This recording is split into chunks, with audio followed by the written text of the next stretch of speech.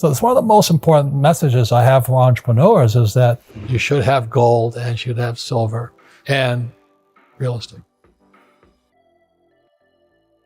Robert Kiyosaki, the author of Rich Dad, Poor Dad, his goal in life is to showcase to people how important financial education is and offers a variety of resources to share his findings on how normal people like you and me can get rich.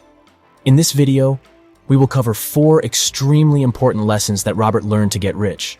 Failure should inspire you to get smarter. And unfortunately, our school system says if you fail, you're stupid. That is not true. You know, we learn from our mistakes. Mistakes are opportunities to get smarter, be humble, and take a look at something. And that's the problem with most people today as they leave school. Most of them haven't really learned much because I don't remember my 3rd year of calculus. I have no idea what I learned there, but I did learn that I failed. And when I failed, I was going to be, this was in the 60s, I was going to get sent straight to Vietnam. So failure was a very painful subject. I also failed English twice in high school. And today I'm known as a writer. But so failure is the key to success, except in school. Lesson 1. Failure doesn't mean you're failing. One thing that is often misunderstood about failure is that it is the end all be all of any situation. Whether it be a failed business, failed project, or a failed venture, many entrepreneurs believe that this means this is the end. In fact, what we may not realize about failure is that it is merely showcasing to you what didn't work and is providing a lesson to you that you can take with you on future ventures. Failure doesn't mean you're failing.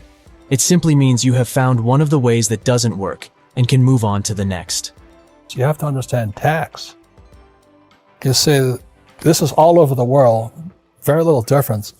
These guys pay 40% of their money in taxes. So they make $1,000, they're going to spend $400 in taxes.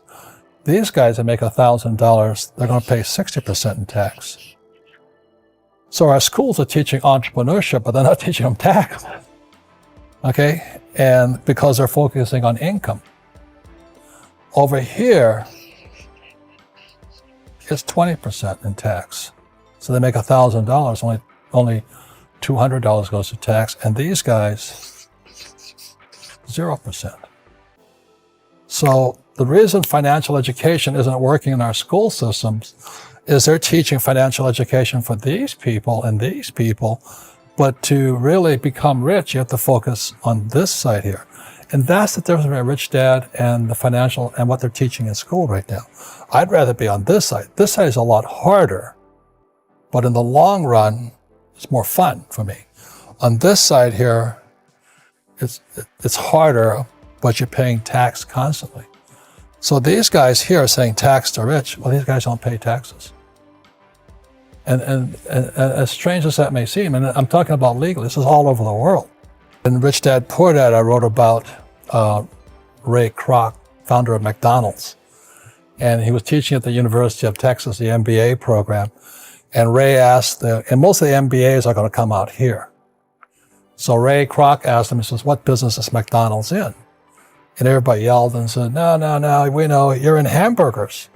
And Ray says, no, we're not, McDonald's is not hamburgers. McDonald's is in the business of real estate over here. So what you have McDonald's here, and the money McDonald's makes buys the real estate. And that is my formula.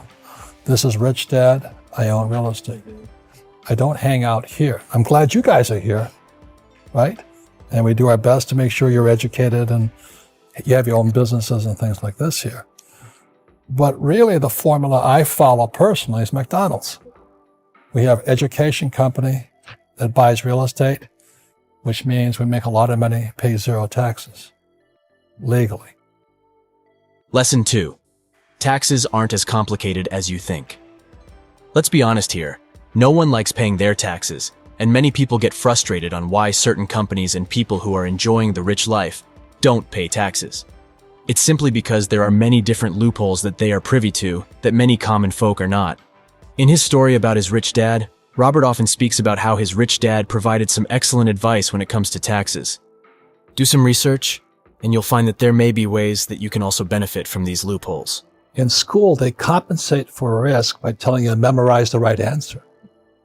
So in other words, these kids leave, the young people like you leave school thinking, oh, if I know the right answers, then there's no risk. And it drives old guys like me crazy. Because everybody's talking about millennials. What's wrong with them? You know, millennials are the most highly educated generation in history. They have the cell phone. They didn't get educated in school. They got educated on social media, on the cell phones. They know all the answers, but they're afraid of doing anything. Yeah. You know, the biggest complaint about my generation is millennials know all the answers, but they can't do anything.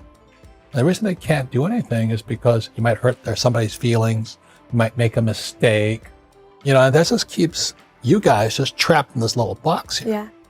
So that's one of the reasons I think millennial money is such an important point here, because if you're going to come into my world, old guy's world, or the information age, you've really got to understand what is risky and what is not risky. And in my world, if you play it safe, that makes you stupid. Because if you don't take risks, you don't get smarter. Number one schools do is they punish you for making mistakes. Are people punished for making mistakes here? No, it's encouraged. We want you to. And then as long as you learn from them. Yep, fail hard, fail fast, learn and move on. What happens if you made a mistake and you didn't tell everybody? If I don't tell anybody, well, then that doesn't let the team grow from my own mistake. Now, what happens if you cover it up? Then I'm punished if I cover it Yeah, you up. probably get fired for that. Yeah. You see, the worst thing that happens in an organization like this is when you make a mistake, you cover it up. Mm-hmm. That's the worst thing. Yeah. But that's what they teach you in school. Lesson 3. Learn to take risks. Taking risks is one of the most terrifying things you can do. It can seem daunting at first, but by being able to take the risk in life, it allows you to grow not only as a business owner, but also as a person as well. If you are able to afford to take a risk, do it. I think the biggest secret of my success is I have all, you know, we all have these. We all have some degree of physical things we do. Emotionally, I'm a basket case a lot of the time, you know. I get upset, I get angry, I get sad, I get my feelings hurt. And I'm always, this is good, this is bad, this is, you know, you watch politics, it's all good and bad, it's a bunch of BS. But what keeps me going is this, and it's spiritual. Yeah. Is how can I serve others? Lesson 4. Find out ways you can serve others.